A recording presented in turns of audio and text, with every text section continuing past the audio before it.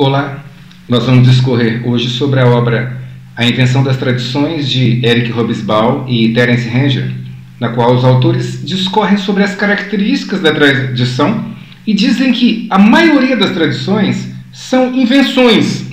Hobsbawm se volta muito para o nacionalismo, mas as ideias dele podem ser usadas em vários contextos.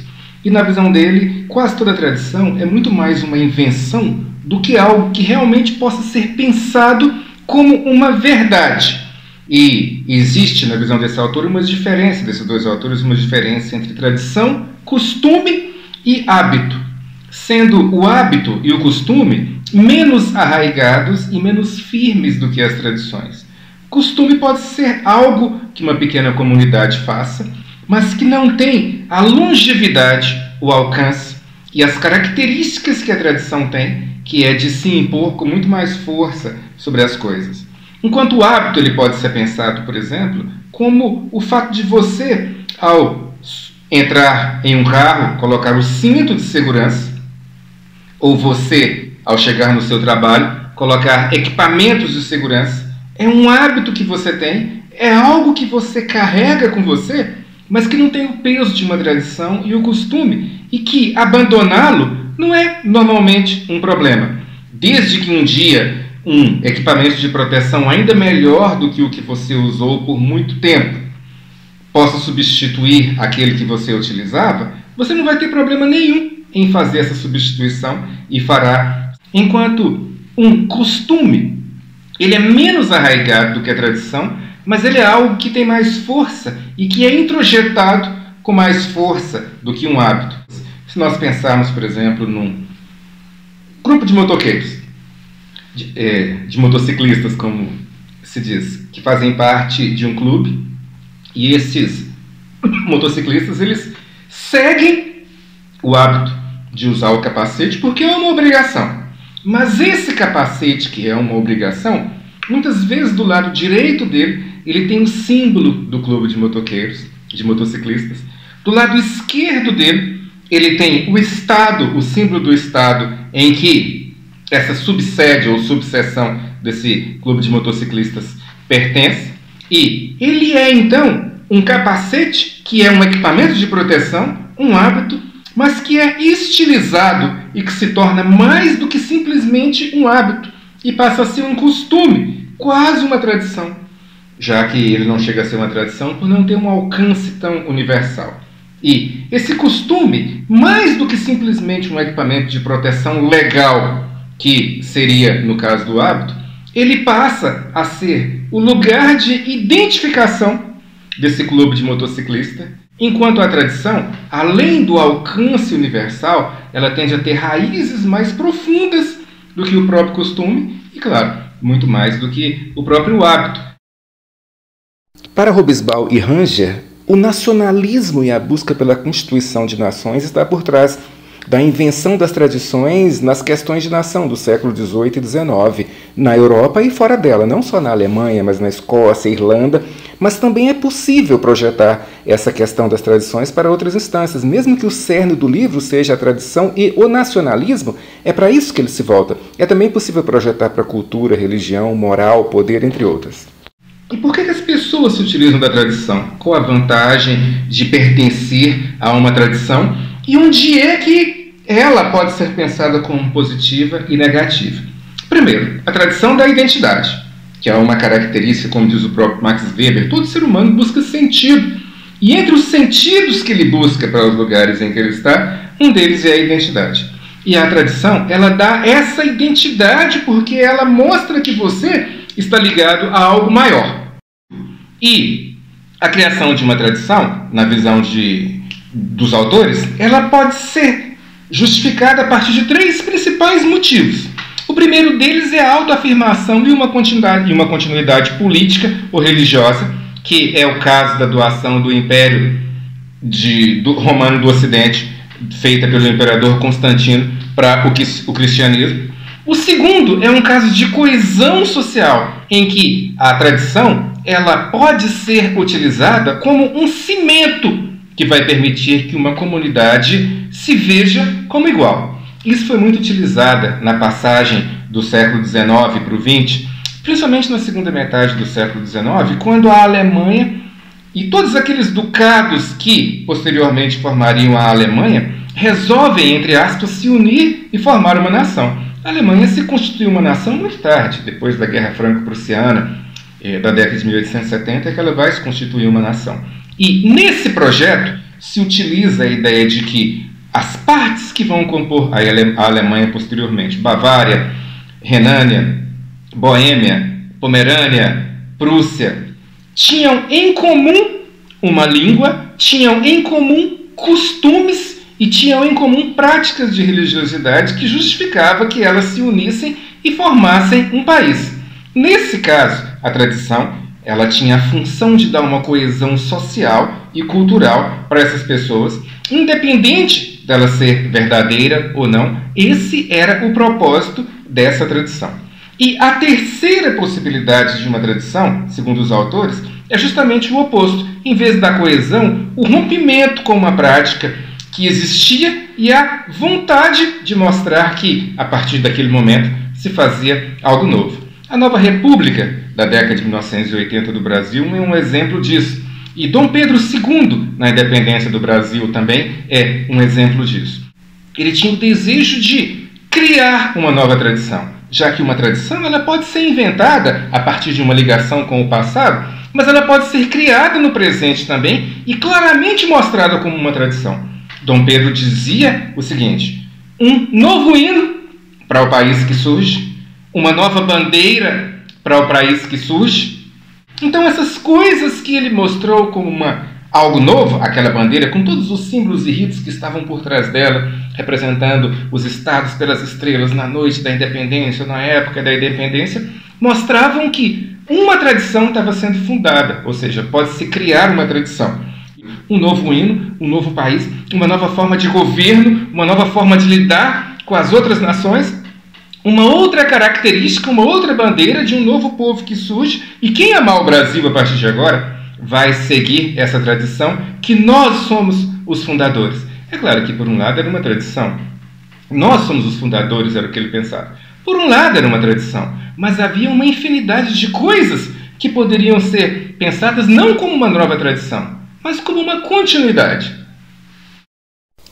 E se dizia que uma nova tradição estava sendo fundada, mesmo que, assim como antes, o Brasil continuasse com a produção baseada no trabalho escravo e que a Inglaterra fosse o país que nós continuávamos a depender financeiramente, assim como antes, e os senhores da época da produção do Brasil colonial continuassem sendo os grandes beneficiários da produção do Império e até o príncipe regente do Brasil colônia continuasse sendo o principal mandatário no Brasil Império. Mesmo assim, era interessante dizer que algo novo surgia, uma nova tradição.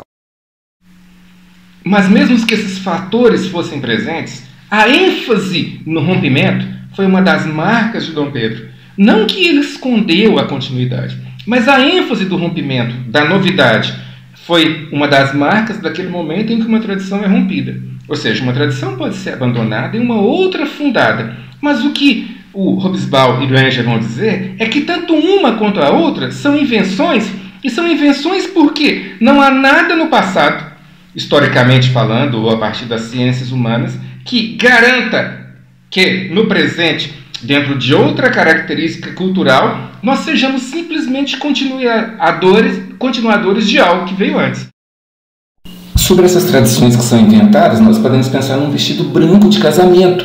As noivas, de modo geral, se casam de branco há muito pouco tempo. Há menos de 200 anos, o branco não era a cor oficial das noivas e uma parte muito pequena delas se casava de branco. Mesmo que se queira dizer que isso tem séculos ou milênios e tem a ver com a ideia do branco representar a virgindade, o que não é verdadeiro. E o engraçado é que na contemporaneidade, mesmo quando os noivos querem inovar e o noivo se casa de xireque e abandona o terno e utiliza uma roupa típica de xireque, todo pintado de verde, a noiva até se pinta de verde, mas ela continua usando o vestido branco que remete a outras épocas, é pelo menos o que se pensa, quando de fato não é.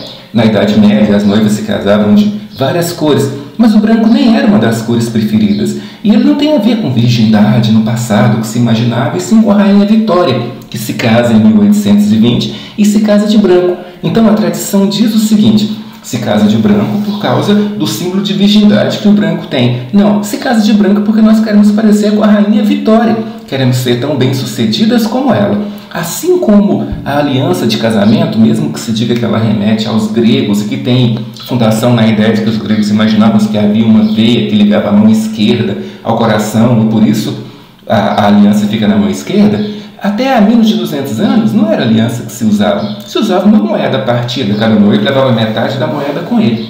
E essa força do branco em outras épocas mostra-se mesmo nos filmes que tentam retratar outros períodos em que a noiva quase invariavelmente está de branco quando de fato ela não usava. Então essa ideia do branco tem lugar de nascimento. Não tem a ver com a ideia de virgindade. Na Idade Média não se usava branco, na Idade Moderna não se usava branco, ou quase não se usava. E mesmo que na contemporaneidade, até nos casamentos coletivos, ele seja a marca principal desse casamento, ele se estrutura na cultura moderna, nos valores modernos, mas também em uma tradição inventada, que diz que o branco surge a partir desses valores que nós falamos. A noiva virgem no passado, sendo que o azul era uma cor que representava muito mais a virgindade na Idade Média, na Idade Moderna. O branco surge depois que nós já somos capitalistas, que a Revolução Industrial aconteceu e que nós somos extremamente modernos. E nesse contexto, o vermelho e outras cores é que é uma exceção. E o Hobsbawm e o Ranger falam do nacionalismo, principalmente no século XIX e XX. A obra deles aborda principalmente isso, mas fica implícito que também pode-se levar esses valores para a cultura, política, religião e valores morais e dizer que muitas vezes as tradições neles realmente existem, mas em outras são inventadas como forma de legitimação. E a Nova República também pode ser utilizada como exemplo, porque na década de 1980 se dizia: estamos rompendo com a tradição política do Brasil dos últimos 50 anos, que é uma tradição de exploração e de dano para a nação, e criando uma nova república. Por um lado, a continuidade. Continua república. Ela pode ser nova, mas a palavra república continua. Por outro, eu rompo ou tento romper com aquilo que veio nos últimos 50 anos, que é negativo. Mas eu não vou romper com os fundadores da República Brasileira, porque na visão que eu tenho, ela é algo positivo. Então, se ligar a uma tradição ou se ver ligado a um passado glorioso, não quer dizer que você seja continuador dessas coisas. Um exemplo interessante é do Zeca Pagodinho, quando ele questiona o samba que se faz na contemporaneidade, e inclusive há 2 anos, antes da pandemia, ele comentou que não iria ao carnaval, não participaria da mesma forma, porque o samba que se faz agora era diferente do samba tradicional que a geração dele fazia, quando na verdade é interessante que o samba do Zeca Pagodinho, assim como o atual, o dele é atual, nada tinha com a tradição do samba que ele dizia pertencer e que ele dizia vir desde o século XIX.